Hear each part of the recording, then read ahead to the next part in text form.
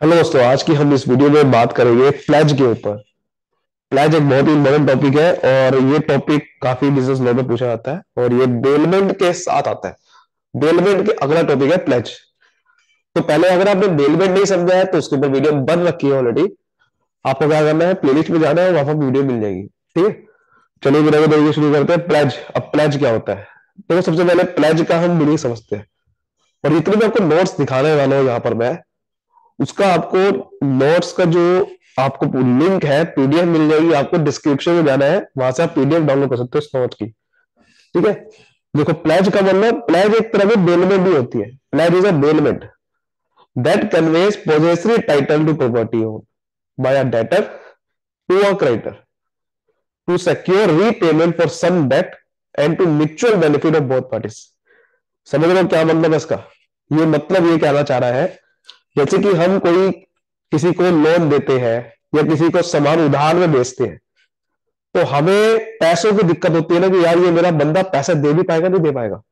जैसे एक क्रेडिटर है, क्रेडिटर ने क्या करा, आपको माल उधार में बेचा, है ना। अब माल उधार में बेचो तो क्रेडिटर को दिक्कत है कि भाई जो मेरा पैसा है वो कब लौटाएगा, वो लौटाएगा भी नहीं लौटाएगा। तो उसको सामान कुछ गिरवी रखना चाहिए। वो क्या करेगा कि भाई कुछ कहेगा कि आप अपनी प्रॉपर्टी कुछ मेरे पास गिरवी रखो, कुछ ऐसा सामान कोई भी, ताकि अगर आप पैसा ना दो तो मैं वो प्रॉपर्टी को कम से कम बेच के सिक्योरिटी के पर्पज से आप मेरे पर रख दो, ताकि भाई अगर आप पैसा नहीं दोगे तो मैं प्रॉपर्टी को बेच के पैसा तो ले सकता हूँ आपका। सुना, ये टर्म आती है to denote the property which constitute the security. ये सिक्योरिटी करवाने के लिए, यानी कि प्रॉपर्टी जो है आपकी, वो सिक्योरिटी के पर्पस के, आप पर्पस के लिए प्लेज कर देते हो। प्लेज का मतलब उसको दे देते हो सिक्योरिटी पर्पस के लिए, ताकि आप अगर पैसा नहीं दोगे तो आप मेरी प्रॉपर्टी को बेच के पैसा नहीं आना। ठीक है, ये बिल्कुल मॉर्टगेज जैसा होता है। पर मॉर्टगेज और प्लेज में थोड़ा सा फर्क है। फर्क ये है, पहली बात तो मॉर्टगेज, मॉर्टगेज का मतलब गिरवी होता है। मॉर्टगेज ज्यादातर हम रखते हैं बैंक वालों के साथ। ठीक है, वो बैंक वालों के ज्यादा रखते हैं मॉर्टगेज, और वो जो प्रॉपर्टी रखते हैं वो मूवेबल प्रॉपर्टी नहीं होती। हम क्या रखते हैं, जैसे कि हाउस, अपना घर गिरवी रख देते हैं। समझ रहे हो बात को? या फिर अपना लैंड, कोई जमीन है जो हिल नहीं सकती अपनी जगह से, इनमूवेबल है, उसको गिरवी रख देते हैं हम बैंक वालों के साथ। लेकिन प्लेज के केस में हम वो प्रॉपर्टी गिरवी रखते हैं, गिरवी नहीं कहेंगे हम, वहां पर सिक्योरिटी की पर्पज को वहां पर दे देते हैं, जो कि मूवेबल होती है। वो कुछ भी हो सकता है। प्लेज में हम शेयर्स भी दे सकते हैं, डिबेंचर भी दे सकते हैं, या फिर आप कोई भी जैसे गुड्स, सामान कोई दे सकते हो आप जो मूवेबल हो। तो प्लेज में टाइप ऑफ सिक्योरिटी इंटरेस्ट, एक सिक्योरिटी इंटरेस्ट के लिए होता है कि आप सिक्योरिटी पर्पज के लिए आप दे रहे हो। तो प्लेज एक तरह की बेलमेंट ही है। बेलमेंट में हम क्या करते हैं, सामने वाले गुड्स डिलीवर करते हैं। ठीक है, ओनरशिप डिलीवर नहीं करते, सिर्फ गुड्स डिलीवर करते हैं, उसे कहते हैं बेलमेंट। ये भी यही है, आप भी यहां पर दे रहे हो गुड्स सिक्योरिटी के लिए, बस यहां पर सिक्योरिटी पर्पज के लिए दे रहे हो, वहां पर किसी और पर्पज के लिए देते हो। जब वो सामान आप दे रहे हो विदाउट इंटरेस्ट, मतलब विदाउट ओनरशिप, आप दे रहे हो सामान लेकिन सिक्योरिटी पर्पज के लिए, ताकि आप डेट, कोई अगर उधार लिया सामान, उसको प्रोमिस को फुलफिल करने के लिए, तो उसे क्या बोलेंगे, उसे बोलेंगे प्लेज। तो प्लेज कौन देगा, जिसने सामान उधार में लिया है। सपोज करो ए ने सामान उधार में लिया बी से, तो ए क्या करेगा, सिक्योरिटी पर्पज के लिए, बी को भरोसा दिलाने के लिए गुड्स बेलमेंट कर देगा कि आप बोल लो भाई मेरे गुड्स ले लो सिक्योरिटी पर्पज के लिए, अगर भाई अगर मैं पैसा ना दूं तो मेरे गुड्स भेज देना आप, कोई दिक्कत नहीं है। तो जो बेलर होता है, जैसे कि बेलर मतलब जो गुड्स को डिलीवर करता है, उसे बोलते हैं बेलर। तो यहां पर बेलर को बोला जाएगा पोनर, क्योंकि ये प्लेज है तो पोनर बोला जाएगा, जो गुड्स को डिलीवर करता है सिक्योरिटी पर्पज के लिए। और जो बेली है, जिसको गुड्स मिलता है, उसको बोला जाएगा यहां पर पोनी। ठीक है, पोनर मतलब जो गुड्स को डिलीवर करते हैं, पोनी मतलब जो गुड्स मिलता है जिसको। तो सेक्शन 172 में बता रखा है ये प्लेज के बारे में। कुछ एग्जांपल पूछा देख लेते हैं प्लेज के। तो प्लेज में क्या होता है, बेल में तो मूवेबल प्रॉपर्टी होती, मैंने आपको बताया ना अभी, सिर्फ इसमें मूवेबल प्रॉपर्टी ही होती है। लैंड एंड बिल्डिंग, जैसे कि जो इनमूवेबल है, लैंड एंड बिल्डिंग तो हिल नहीं सकती अपनी जगह से, वो नहीं कर सकते आप। मूवेबल प्रॉपर्टी जैसे कि jewellery, documents, transfer property act में बता रखा है सब कुछ। ये सिर्फ मूवेबल, जो एक जगह से दूसरी जगह ट्रांसफर में कर सकता हूं, हिला सकता हूं उसको मैं, दैट इज कॉल्ड। उसके बाद delivery of possession, ownership deliver नहीं करते, हम वहां पर सामान किसी को बेच नहीं रहे हैं, हम सिर्फ सामान को दे रहे हैं, ओनरशिप नहीं दे रहे, सिर्फ पोजेशन दे रहे हैं। पोजेशन मतलब आप सामान रख सकते हो अपने पास, आप रख सकते हो, आपके ऊपर राइट है ये वाला सामान, ओनरशिप आपके पास अभी नहीं है, पोजेशन है सिर्फ आपके पास, तो आप पोजेशन डिलीवर करते हो, पोनर पोनी को पोजेशन डिलीवर कर देता है। सो इसमें क्या करते हैं, only possession of goods transfer from one person to another, not ownership. मैंने आपको बताया ना, अभी ओनरशिप ट्रांसफर नहीं होती, ओनरशिप किसके पास ही रहेगी, अभी तक ओनर के पास ही रहेगी, ठीक है। If the possession is not deliver, तो वो वैलिड प्लेज नहीं माना जाएगा, प्लेज उसे नहीं बोलेंगे अगर पोजेशन ट्रांसफर नहीं हो रहा, ठीक है ना। तो पोजेशन, अब आप सोचोगे कि अगर पोजेशन ट्रांसफर हो रहा है, ओनरशिप मेरे पास नहीं है, तो क्या फायदा फिर, सिक्योरिटी किस बात की नहीं भाई, सिक्योरिटी इसी तो बोलते हैं। आप अगर बैंक से लोन ले रहे हो तो आप ये थोड़ी घर आप बेच देते हो अपने बैंक वालों को, आप क्या करते हो, आप अपने डॉक्यूमेंट, ओरिजिनल डॉक्यूमेंट बैंक वालों के साथ गिरवी रख देते हो, गिरवी रखते हो। आप ये थोड़ी घर बेच दोगे, सड़क पे रह रहे हो, सड़क पे रह रहे हो आप तब भी उस घर पे रहते हो, बट आपका गिरवी रख देते हो अपने पेपर्स, ताकि अगर कल को कुछ हो जाए तो बैंक वाला क्या कर सकता है, कोर्ट में जाके उस पेपर के बदले में उस प्रॉपर्टी को बिकवा सकता है और आप घर से बाहर हो सकते हो, ठीक है ना। लेकिन आप ये वो गिरवी रखते हो, आप ये थोड़ी कि सच में उसको बेच दिए सामान, गिरवी रखा जाता है। उसके बाद एक्चुअल डिलीवरी और कंस्ट्रक्टिव डिलीवरी, मतलब कुछ भी हो सकती है डिलीवरी, डिलीवरी अगर एक्चुअल हो तो उसे बोलेंगे फिजिकल पोजेशन, कि अगर फिजिकल पोजेशन आ रहा है, उसके पास सामान खुद रख रहा है अपने पास, तो उसे क्या बोलेंगे, एक्चुअल डिलीवरी है। इसमें कंस्ट्रक्टिव डिलीवरी हो सकती है, यानी कि कोई फिजिकल पोजेशन चेंज नहीं हो रहा, मान लो कि आपने गोडाउन की चाबी दे दी उसे, मतलब गोडाउन आपके घर में ही है लेकिन चाबी उसके पास है, तो उसे बोलेंगे कंस्ट्रक्टिव डिलीवरी। ये चाबी उसके पास है तो उसके पास पोजेशन फिजिकल नहीं है, हाँ कंस्ट्रक्टिव है, मतलब वो चाबी लेके आपके घर आके गोडाउन में सामान निकाल सकता है, चाबी आपके पास नहीं है, तो उसे क्या बोलेंगे, constructive delivery. Delivery purpose, delivery का पर्पस सिक्योरिटी होता है, यहाँ पर सिक्योरिटी के लिए, ताकि उसको ये भरोसा दिलाए कि भाई अगर मैं पैसा नहीं देता हूं तो आपको ये भरोसा है कि भाई गुड्स को आप बेच सकते हो सामान को। तो the goods should be delivered by one person to another by way of security, कि पोनर डिलीवर करता है गुड्स पोनी को as a security for payment of loan, कि लोन की पेमेंट के लिए या फिर ऑब्लिगेशन जो मुझे आपको कुछ भी आपके लिए परफॉर्म करना है उस सिक्योरिटी के लिए, ताकि मैं आपको पैसा दे दूंगा, उस सिक्योरिटी के लिए आप गुड्स को डिलीवर करते हो। और delivery should be upon a condition to return, देखो डिलीवरी जो होती है वो रिटर्न के पर्पज से होती है, क्योंकि आप इसमें ओनरशिप को ट्रांसफर कर नहीं रहे, आप सिर्फ पोजेशन ही ट्रांसफर कर रहे हो।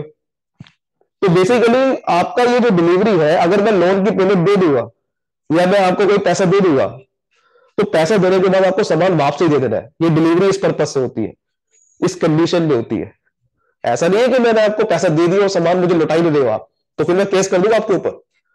तो डिलीवरी कंडीशन का क्या है, रिटर्न का पर्पस है, कि भाई अगर मैंने गुड्स आपको डिलीवर करे as a security of some loan या फिर कोई प्रॉमिस को फुलफिल करने के लिए, और जैसे मैंने वो लोन पे कर दिया, वो आपको सिक्योरिटी वापसी दे देनी है ओनर के पास, ये नहीं कि अपने पास संभाल के रख देनी है। समझ आएगी बात पूरी की पूरी। अब देखो प्लेज बाय नॉन ओनर, कभी कभार प्लेज नॉन ओनर भी डिलीवर कर देता है प्लेज कभी कभार, तो वो सेक्शन 178 और 179 में बता रखा है कि वो कौन कौन से हमारा केसेस है जब जब कोई प्लेज नॉन ओनर करता है। वैसे तो प्लेज ओनर वाला ही करेगा, क्योंकि हम क्या समझ रहे थे कि प्लेज का जो हम करते हैं तो वो पोजेशन डिलीवर करते हैं, ओनरशिप किसके पास रहती है, पोनर के पास। बट अगर पोनर के पास ओनरशिप ही नहीं है तो उसे प्लेज कैसे बोलेंगे, तो वो प्लेज हो सकता है इन केसेस से। सबसे पहले mercantile agent, sales of good act 1930 में बता रखा है, मर्सेटाइल एजेंट वो होते हैं जिसके पास कस्टमरी कोर्स ऑफ बिजनेस होता है। वो एजेंट क्या करते हैं, किसी और के लिए काम करते हैं, सामान बेचने का काम करते हैं। जैसे कि मैंने एक एजेंट रखा, वो मेरे लिए काम कर रहा है, वो सामान को बेच रहा है, ओनरशिप उसके पास नहीं है, बट वो मेरे मेरे कहने पे काम कर रहा है, तो उसे मर्सेडर एजेंट बोलेंगे। तो मर्सेडर एजेंट के पास पोजेशन रहता है, डॉक्यूमेंट रहते हैं टाइटल गुड्स के, with the consent of owner, owner के कंसेंट पे, ओनर के बिहाफ पे काम कर रहा है वो, तो वो प्लेज कर सकता है क्योंकि वो ओनर के बिहाफ पे काम कर रहा है, ऑर्डिनरी कोर्स ऑफ बिजनेस में कर रहा है ना, मेरा ही बिजनेस है, उस बिजनेस के पर्पज से ही वो तो आपका गुड्स को डिलीवर कर रहा है, तो वो प्लेज माना जाएगा क्योंकि वो मेरे लिए काम कर रहा है। या फिर pledge by person in possession of goods under a voidable contract, अगर एक वॉइडेबल कॉन्ट्रैक्ट है, वॉइडेबल कॉन्ट्रैक्ट पता है ना क्या होता है, नहीं पता, ऐसा कॉन्ट्रैक्ट जो कि बेसिकली कभी भी आप उसको वॉइड कर लोगे, मतलब कभी भी लो उसको मना कर सकता है कि ये कॉन्ट्रैक्ट है ही नहीं। अगर कोई आप उसमें फ्रॉड कर देते हो, कोई मिस रिप्रेजेंटेशन कर देते हो, तो वो कॉन्ट्रैक्ट खत्म हो सकता है। तो ऐसे केस में अगर कोई प्लेज पर्सन ऐसा कोई प्लेज कर रहा है, पोजेशन उसके पास है लेकिन वो वोडेबल कॉन्ट्रैक्ट में, तो वो प्लेज कर सकता है। जैसे कि प्लेज हुई कस्टडी ऑफ गुड्स, किसी के पास कस्टडी है वोडेबल कॉन्ट्रैक्ट के अंदर, तो वो वैलिड प्लेज कर सकता है if at the time of plays the contract was not cancelled. जब तक कि वो कॉन्ट्रैक्ट कैंसिल नहीं हो गया लॉ के द्वारा और उसके पास कस्टडी है, सामान की उसको रखने की इजाजत है, तो वो प्लेज कर सकता है। लेकिन उसके बाद क्या लिखा है, polly will get a good title to the goods provided he act in good faith and without notice of owner's defect of title. इसका क्या मतलब है, ध्यान से मेरी बात समझो। वो कह रहा है कि पोली को वो टाइटल उसका गुड्स का मिल जाना चाहिए अगर वो पोली गुड फेथ में सच्चे दिल से कॉन्ट्रैक्ट कर रहा है और उसको कोई नॉलेज नहीं है कि ओनर के पास उस गुड्स का टाइटल है या नहीं है। सपोज करो, ये एग्जांपल देखो, पढ़ो यहाँ पे एग्जांपल क्या लिखा हुआ है। जैसे कि ए ने फ्रॉड के साथ बी को कहा कि मेरे गुड्स को बेचो। A by fraud induced B to sell goods. A fraud के थ्रू कह रहा है कि भाई बी को कह रहा है कि मेरे गुड्स बेचो बेचो, जबकि ए के पास कोई उसका ओनरशिप नहीं है। ठीक है, फ्रॉड के थ्रू कह रहा है। सो ए प्लेज दिस गुड्स, ए ने प्लेज कर दिया गुड्स सी के साथ। हु एक्टेड, सी जो है वो बड़े सच्चे दिल के साथ उन्होंने प्लेज करवा लिया, उन्होंने गुड्स ले लिए, उसको कोई नॉलेज नहीं है कि ये फ्रॉड है, उसको कोई नॉलेज नहीं है कि ये फ्रॉड है। ठीक है ना, तो वो फिर प्लेज वैलिड माना जाएगा, वो प्लेज माना जाएगा। कोर्ट में जाके ए अगर केस करता है कि भाई ये मेरे पास तो ओनरशिप थी ही नहीं, तो ये सब झूठ बातें मानी जाएगी, क्योंकि सी को इसके बारे में नॉलेज नहीं थी फ्रॉड की। अगर सी को नॉलेज नहीं थी और आप ऐसा कॉन्ट्रैक्ट में कर रहे हो जहां पर भैया उसकी ओनरशिप है भी या नहीं है इसका सवाल है, तो भाई वो सी को फिर प्लेज माना जाएगा। ठीक है, अगर वो सच्चे दिल से कॉन्ट्रैक्ट कर रहा है। उसके बाद pledge by a person having only limited interest, section 179 में बता रखा है। अगर उसके अंदर लिमिटेड इंटरेस्ट है, जैसे कि मेरा person pledge goods in which is a limited interest, पूरा इंटरेस्ट नहीं है, the pledge is valid to the extent of that interest only, सिर्फ जो उसका इंटरेस्ट है उसकी चीज उसमें ही है। अब इसको समझाने के लिए एग्जांपल देखो सामने लिखा है। जैसे सपोज करो A finds B transistor on the road, road पे गिरा हुआ ट्रांजिस्टर बी का ए को मिल गया। In spite of making reasonable search, उसने पूरा को सर्च नहीं करा, ए could not find the true owner, पूरा उसने सर्च मारने के बाद ढूंढने के बाद उसको ए को उसका बी ए को ओनर नहीं मिला उस ट्रांजिस्टर का। फिर ए ने 20 रुपए स्पेंड करे, रिपेयर करवाया उस ट्रांजिस्टर को और प्लेज कर दिया 100 रुपए, 100 रुपए का प्लेज कर दिया सी के साथ। अब बी के बाद देखो ए के पास ओनरशिप नहीं थी, देख पा रहे हो ना, ए के पास उसकी ओनरशिप नहीं थी, लेकिन B can get the transistor only on paying ₹20। अब क्या कह रहा है कि भाई अगर उसके बाद कोई लिमिटेड इंटरेस्ट है, तो लिमिटेड इंटरेस्ट का मतलब क्या है, लिमिटेड इंटरेस्ट का मतलब यहां पर क्या है, लिमिटेड इंटरेस्ट क्या है कि भाई उसको बेसिकली उसके अंदर उसका इंटरेस्ट नहीं था लेकिन उसको मिल गया, उसका सिर्फ इंटरेस्ट कितना मिल गया 20 रुपए का। उसने जो 20 रुपए स्पेंड करे ट्रांजिस्टर के रिपेयर पे, उसका सिर्फ उतने का इंटरेस्ट है, 20 रुपए का ही है।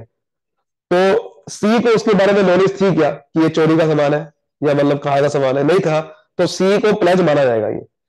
और बी को अगर ये ट्रांजिस्टर चाहिए है तो बी को 20 रुपए पे करने पड़ेंगे। और ये हमने समझा था बेलमैन में भी, ये बेलमैन में टॉपिक है कि अगर आप कोई फाइंडर लॉस्ट गुड्स, खोया हुआ गुड्स आप फाइंड कर लेते हो, तो फिर जो अगर आप कोई सामान पे रिपेयरिंग का या कुछ अगर खर्चा कर देते हो तो खर्चा उस ओनर को बियर करना पड़ेगा। अब बी को 20 रुपए देने पड़ेंगे ए को अगर ये ट्रांजिस्टर चाहिए, जिसे बोलते हैं लिमिटेड इंटरेस्ट। ठीक है ना, अब बात करते हैं राइट्स और ड्यूटी, पोनर और पोनी की राइट्स और ड्यूटीज क्या है। बड़ा आसान है, देखो अगर मैं पोनर की बात करूं, पोनर की राइट और ड्यूटी क्या होगी कि right to receive good till sold, मतलब वही चीज वापसी ले लेना, कि अगर मैंने पैसा दे दिया उसको, अगर मैं कोई डिफॉल्ट नहीं कर रहा हूं तो मैं वापसी ले लूंगा उससे गुड्स, मेरा राइट है। सेक्शन 177 में वो बता रखा है कि अगर मैंने डेट या परफॉर्मेंस कर दी जो कॉन्ट्रैक्ट में कहा गया था, तो पोनर चुपचाप उससे गुड्स वापसी ले सकता है, अगर नहीं देगा तो मैं कोर्ट में जाके केस कर सकता हूँ। तो before their actual sale, sale होने से पहले मैं उस गुड्स को वापसी ले सकता हूँ। ये नहीं कि इसको सेल कर देगा गुड्स वो, तो गलत बात हो गई ना। But he must in that case pay in addition में any expenses which might have arisen from this default. अगर कोई डिफॉल्ट करता है, वो सपोज करो owner makes default in payment of dues for performance at the assign time, he may redeem the goods pledged at any subsequent time before the actual sale of them. तो वो क्या कह रहा है कि अगर वो कोई डिफॉल्ट कर देता है तो वो गुड्स को वापसी ले सकता है उसकी एक्चुअल सेल होने से पहले, लेकिन उसको वो सामान के सारे एक्सपेंसेस, मतलब जो मे एक्सपेंसेस विच माइट अराइजिंग, जो डिफॉल्ट के जो एक्सपेंसेस हुए उस सारे एक्सपेंसेस को बियर करना पड़ेगा, उसको देना पड़ेगा पोनी को। सपोज करो कि भैया आपने डिफॉल्ट कर दिया, 1 महीने के बाद पैसा दे रहे हो, तो 1 महीने के बाद पैसा दे रहे हो तो 1 महीने तक जो उसको नुकसान झेलना पड़ा सामने वाली पार्टी को, तो आपको पैसे देने पड़ेगे उसके, तब आप वापसी लोगे। कुछ और राइट्स भी है जो कि आप नोट से पढ़ सकते हो, जैसे वही थी right to take back the goods can enforce by suit, वही मैं कह रहा हूं ना, अगर पोनी में ड्यूटी को नहीं निभाता है तो उसके ऊपर केस कर सकते हो, सूट कर सकते हो। If the pawnor makes default और the payment he will redeem before actual sale, देखो वही नाम थी ना, अगर वो डिफॉल्ट करता है वो रिडीम कर सकता है गुड्स को उसकी एक्चुअल सेल होने से पहले, लेकिन उसको पहले उसके एक्सपेंसेस बियर करने पड़ेंगे डिफॉल्ट के। सपोज करो वो पैसा नहीं दे सकता, तो मैंने कह दिया कि आप मेरे गुड्स को वापसी दे दो, लेकिन जितना आपने टाइम तक उसको रुलाया पैसा ना देने का, जैसे वो 1 महीना आपने रुला दिया उसको और आप कह रहे हो कि मेरा पैसा नहीं है, तो 1 महीने का पैसा दो उसको, समझ गए ना। मतलब आप पैसा वापसी ले सकते हो, कोई दिक्कत वाली बात नहीं है, मतलब उसको अपने गुड्स वापसी ले सकते हो, लेकिन जो डिफॉल्ट की वजह से नुकसान हुआ, एक्सपेंसेस बियर करने पड़े, उसका आपको पैसा देना पड़ेगा। ये बहुत बड़ा राइट है। ड्यूटीज कि आपको लोन की रीपेमेंट करनी है, कंपनसेट कर रहे हैं अगर कोई एक्स्ट्रा ऑर्डिनरी एक्सपेंस हो गए जो कि आपके ऊपर, मान लो कि गुड्स दिया वो गुड्स खराब थे तो एक्सपेंसिव बियर करने पड़े तो आपको देना पड़ेगा भाई। डिफॉल्ट और risk should be don't do पहली, जो डिफॉल्ट है रिस्क है वो पहले बताना पड़ेगा पोनी को कि भाई इस गुड्स में खतरा है, पहले सुन ले तू। उसके बाद अगर मैं बात करूं राइट और ड्यूटी पोनी की क्या है, पोनी की देखो ये ड्यूटी है कि राइट, पोनी की ड्यूटी क्या है, पोनी की ड्यूटी क्या है, राइट ऑफ रिटेनर, कि वो राइट उसका ये है कि वो रिटेन कर सकता है गुड्स को।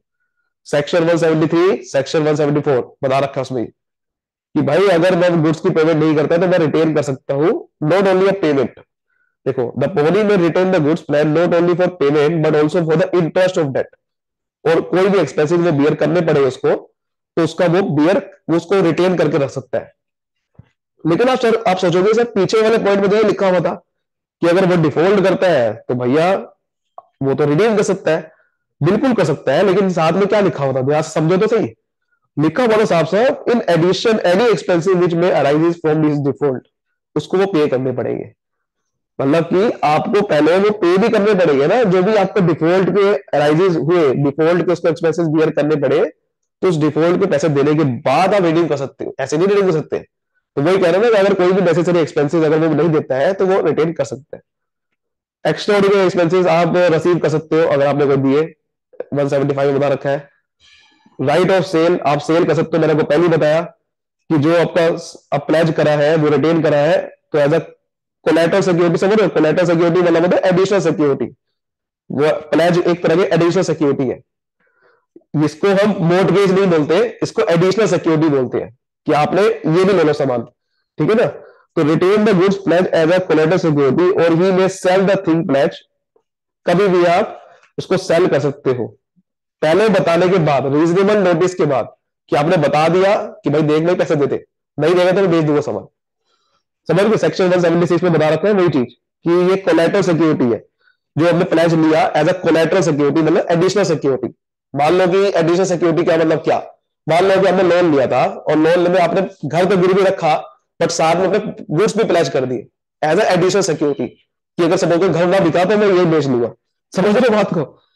If the owner made default in payment of debt or performance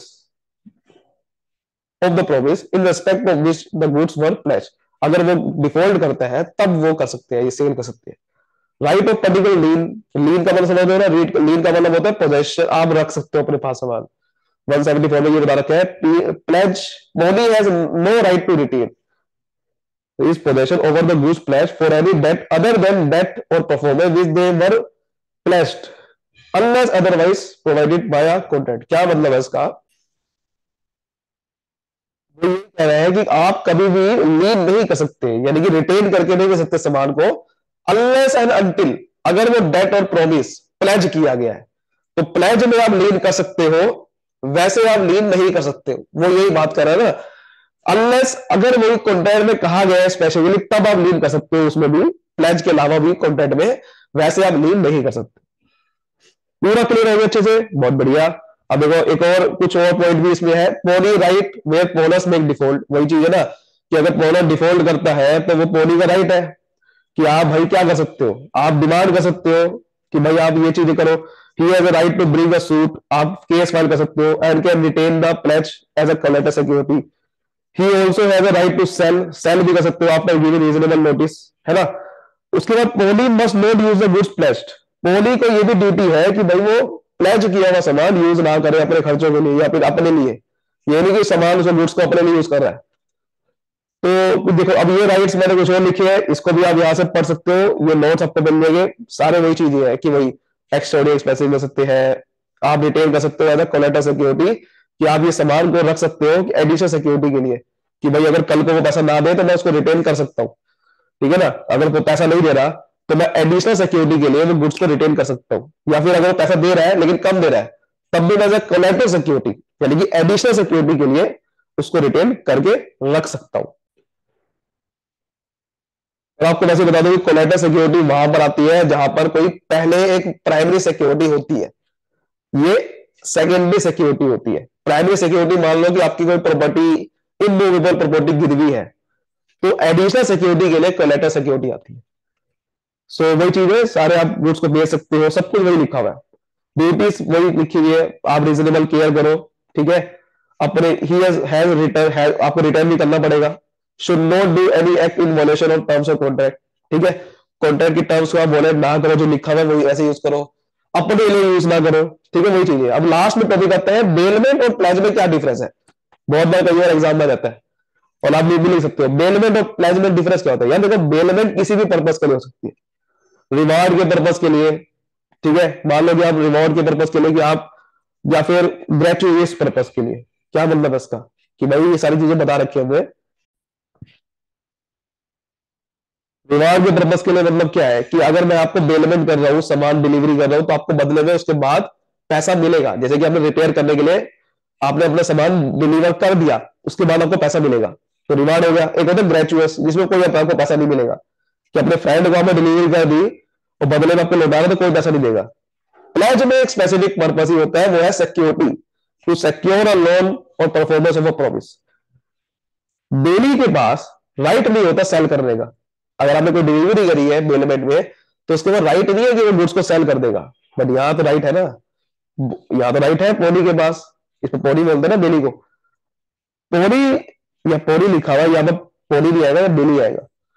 A baler, a Bailey. Bailey gets a right of retainer and a special interest in the goods, which is more than just need. इसमें बहुत ज्यादा right होता है retain करने का, आप retain करके रख सकते हो अपने पास, और आपका स्पेशल इंटरेस्ट भी है गुड्स के ऊपर, ठीक है ना, क्योंकि आपका पर्पस है इसमें कुछ। लीन के ज्यादा आपका राइट होता है, क्योंकि बेसिकली बेलमेंट काफी तरीके से हो सकता है।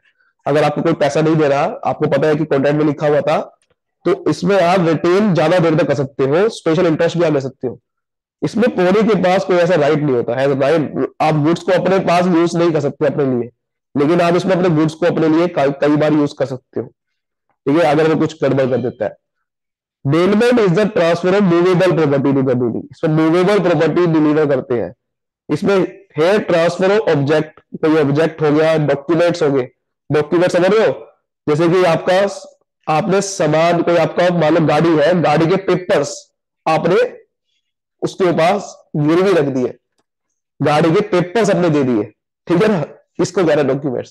तो समवन एज सिक्योरिटी, इसमें ज्यादातर कोई ऐसी मूवेबल प्रॉपर्टी, ज्वेलरी वगैरह ज्यादातर बेलमेंट प्लेज में डिलीवर कम करते हैं, अगर वो प्लेज खासकर लोन वाला नहीं है, ठीक है। लोन वाले में हम ज्यादातर ऑब्जेक्ट डॉक्यूमेंट ही डिलीवर करते हैं, अगर लोन वाला एज सिक्योरिटी पर लोन लिखा हुआ है ना, अगर लोन वाला प्लेज नहीं है तो फिर मूवेबल प्रॉपर्टी इसमें नहीं करते प्लेज में। तो ये पॉइंट पे ध्यान रखना लिखने में, लोन वाले में खासकर ऑब्जेक्ट डॉक्यूमेंट डिलीवर करते हैं, वैसे मूविंग प्रॉपर्टी प्लेज में करते हैं अगर लोन ना हो। आई होप ये सब चीज अच्छे समझ में आई होगी, और अगर चीजें समझ में आए तो वीडियो को लाइक करिए, सब्सक्राइब करिए, फॉलो करिए। All the best, thank you.